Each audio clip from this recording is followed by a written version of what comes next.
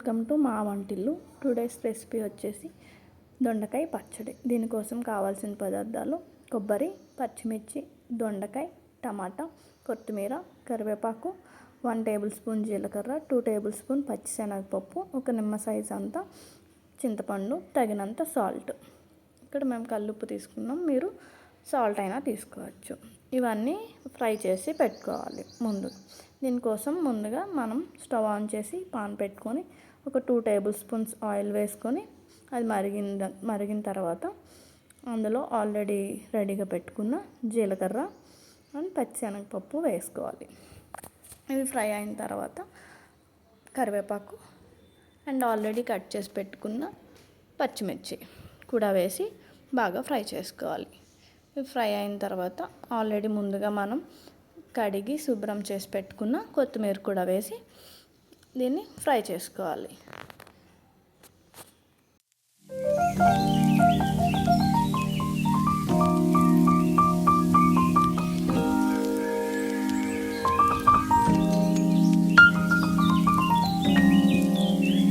ఇవి ఫ్రై అవుతుండగా ముందుగా మనం కట్ చేసి పెట్టుకున్న కొబ్బరి ముక్కల్ని ఒకసారి కచ్చాపచ్చాగా మిక్సీ పట్టుకోవాలి. అప్పుడు కొబ్బరి ముక్కలు ముక్కలా ఉండిపోకుండా కొంచెం మనకు నలుగుతాయి.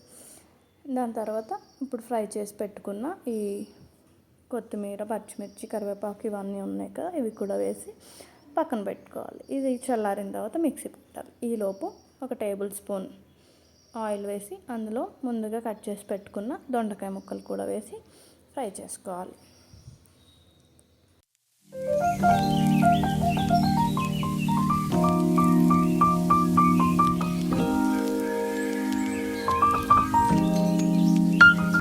దొండకాయలు ఫ్రై అయిపోయినాయండి. ఇవి పక్కన పట్టేసుకొని కూల్ డౌన్ అవుతాయి. ఈలోపు సేమ్ పాన్లో ఆల్రెడీ కట్ చేసి పెట్టుకున్న టమాటాలు కూడా వేసి ఫ్రై చేసుకుంటాం. దాంతోపాటు చింతపండు కూడా వేసుకుంటే అది కూడా మగ్గిపోతుంది. ఈ రెండు మగ్గడం కోసం ఒక 1 టేబుల్ స్పూన్ వరకు సాల్ట్ కూడా వేసుకొని ఇవి మగ్గించుకుందాం.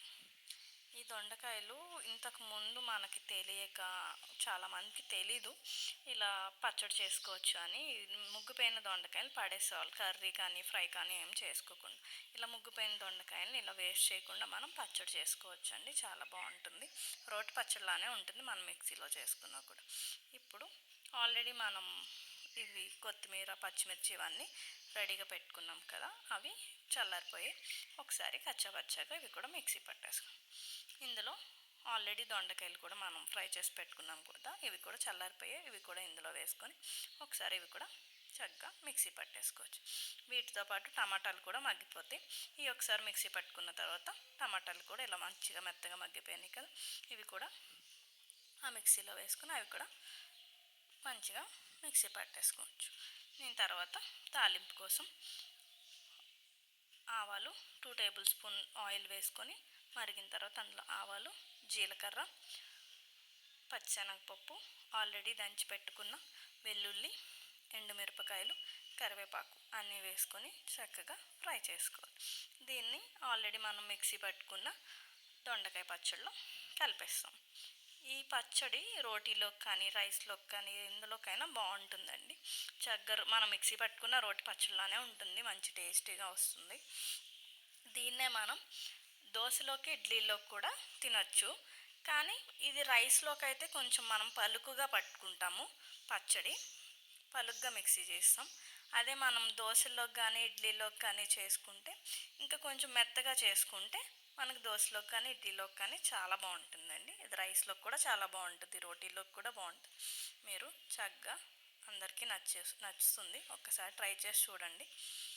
అంతే, దొండకాయ పచ్చడి రెడీ అయిపోయింది. Thank you for watching.